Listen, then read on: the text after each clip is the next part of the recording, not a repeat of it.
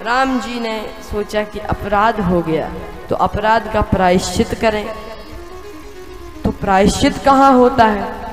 कहा तीर्थ में। अब तीर्थ में जब प्रायश्चित होता है तो तीर्थ की विधि है स्नान करें, दान करें। तो गाधि सून सब कथा सुनाई, जिही प्रकार सुर सरी मही आई। गाधि सून श्री विश्वामित्र जी ने सारी कथा सुनाई। गंगा जी के किनारे श्री राम जी आए और अब तीर्थ की विधि महात्म श्रवण। तो श्री राम जी महात्म श्रवण करते हैं, इसके बाद स्नान करते हैं और फिर दान करते हैं। और कितनी बढ़िया बात है, महात्म श्रवण करने से मन पवित्र होगा। महात्म श्रवण करने से मन पवित्र होगा। स्नान करने से तन पवित्र होगा और दान करने से धन पवित्र होगा। दान करने से धन की शुद्धि होती है। हमें दान अवश्य करना चाहिए। दान की महिमा गाई गई।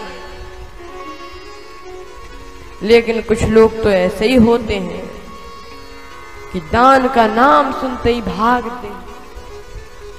एक गांव में, ध्यान से सुनना, एक गांव में एक व्यक्ति रहता था, उसका नाम दानचंद।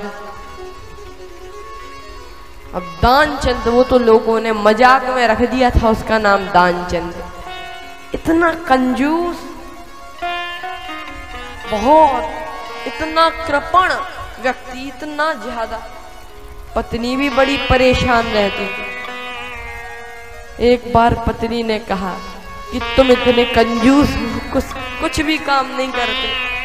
16 किलोमीटर दूर गंगा जी हैं, कम से कम गंगा जी नहाया, कुछ तो पुण्य मिले जीवन में।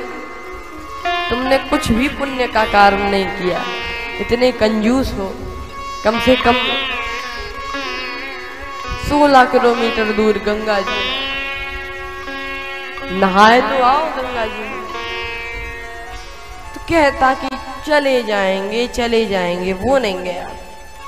एक दिन पत्नी पीछे ही पड़ गई, जाओ। तो फिर वो व्यक्ति गया। सवारी नहीं ली, कोई सवारी नहीं।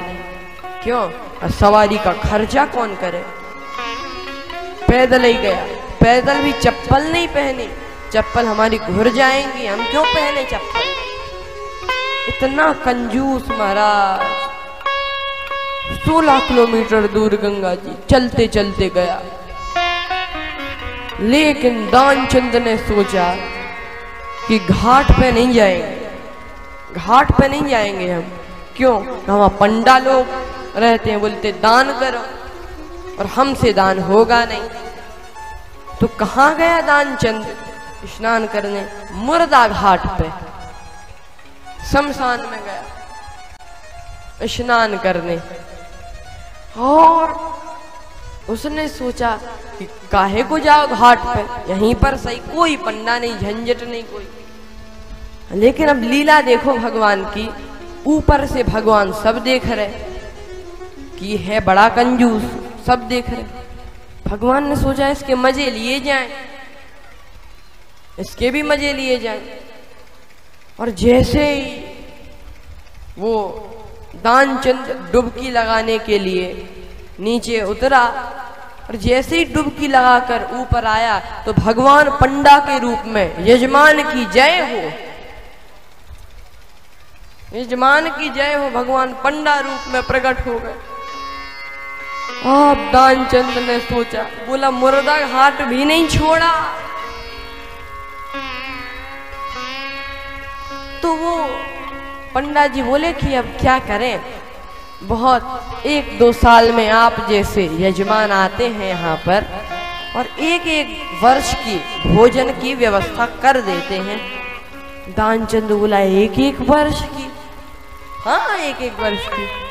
दानचंद बोला हम 1 महीने का नहीं दे सकते, कोई बात नहीं, 1 दिन का दे देना, और हम 1 समय का नहीं दे सकते।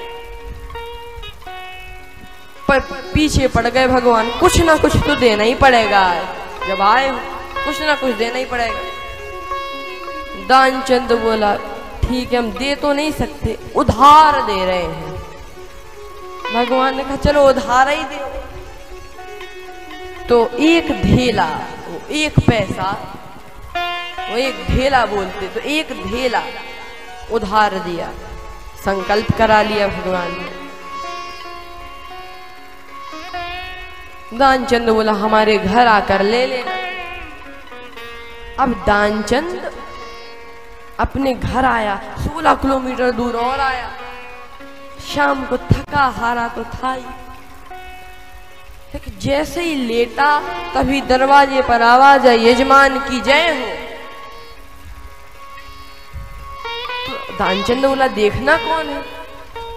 पत्नी ने कहा किसी यजमान को कुछ देने का वचन कराए थे क्या। दानचंद बोला वो आ गया क्या। कहाँ, वो तो बाहर ही खड़ा है। हाँ, तो दानचंद ने सोचा कि ये तो बुरा हो गया। तो दानचंद ने कहा ये काम करो, कह दो कि वो बीमार हैं, अभी नहीं आ सकते, बीमार है। पत्नी गई, बोली कि अभी बीमार है। लेकिन जैसे ही सुना कि बीमार है तो कहने लगे भगवान पंडा के रूप में, अच्छा लेकिन यजमान बीमार हो और हम ऐसे ही रहे। नहीं नहीं, जब तक यजमान ठीक नहीं हो जाता हम भी यहीं रहेंगे, खाने पीने का इंतजाम तुम कर देना। दानचंद ने सुना, सोचा अब खाने पीने का और देना पड़ेगा। पत्नी आई तो दानचंद बोला कह दो मर गए। पत्नी रोते रोते हुए आई कि वो तो अभी अभी चले गए। लेकिन भगवान ने कहा अच्छा चले गए। कहा लेकिन जब तक यजमान का अंतिम संस्कार ना हो जाए तब तक हम कैसे जा सकते हैं, अब यजमान का। लेकिन पत्नी ने कहा रुको, भगवान तब तक पूरे गांव में खबर कराए। दानचंद चले गए, दानचंद चले गए। सबने जो सुना, पूरा गांव भर इकट्ठा। अब सबने उसको बांधा और वो भी इतना कृपण, वो भी बंध गया, कुछ नहीं, सांस रोके पड़ा, सांस रोके। और पत्नी कहे ये नहीं मरे हैं, हम जानते हैं ये नहीं मरे हैं। तो कोई कहे तुम तो प्रेम में बावली हो गई, जाने वाला तो गया। पत्नी कहे हम जानते हैं ये नहीं मरे, अब उसकी कौन सुने। सब लोग सुने तो पागल हो गए। और बिल्कुल घाट पे उसको लेटाया। अब आग लगने ही वाली थी, लेकिन वो इतना कृपण, कुछ नहीं बोला। भगवान ने सोचा हम भी इससे हार गए, ये मर जाएगा लेकिन कुछ नहीं देगा, मर भले ही जाएगा, ये देगा कुछ नहीं। तो भगवान ने पंडा के रूप में तो थे, बोले हम कुछ मंत्र पढ़ेंगे उसके अपने यजमान के कान में। भगवान ने आराम से दानचंद के कान में मुंह लगाकर बोले कि आया हूं वैकुंठ से तुम हित नाता जोड़। हम भगवान हैं, हम वैकुंठ से आए हैं, हमने तुमसे नाता जोड़ा। और जो दानचंद ने सुना, सोचा ये तो भगवान है, तो आंख खोल ली। और जो आंख खोली तो वही पंडा, फिर बंद कर ली जल्दी से फिर बंद की। भगवान बोले आया हूं वैकुंठ से तुम हित नाता जोड़, मांग ले हूं वरदान कछु, कुछ वरदान मांग लो हमसे। मांग ले हूं वरदान कछु, कुछ वरदान तो मांग लो। तो दानचंद बोला ढेला दीजिए छोड़, बस वही छोड़ दो, और कुछ नहीं चाहिए, वही छोड़ दो, हमें उसके अलावा और कुछ नहीं चाहिए। तो कुछ लोग वाकई में इतने कृपण होते हैं जिनकी कृपणता की कौन कहे, लेकिन भगवान ने दान किया। आहा।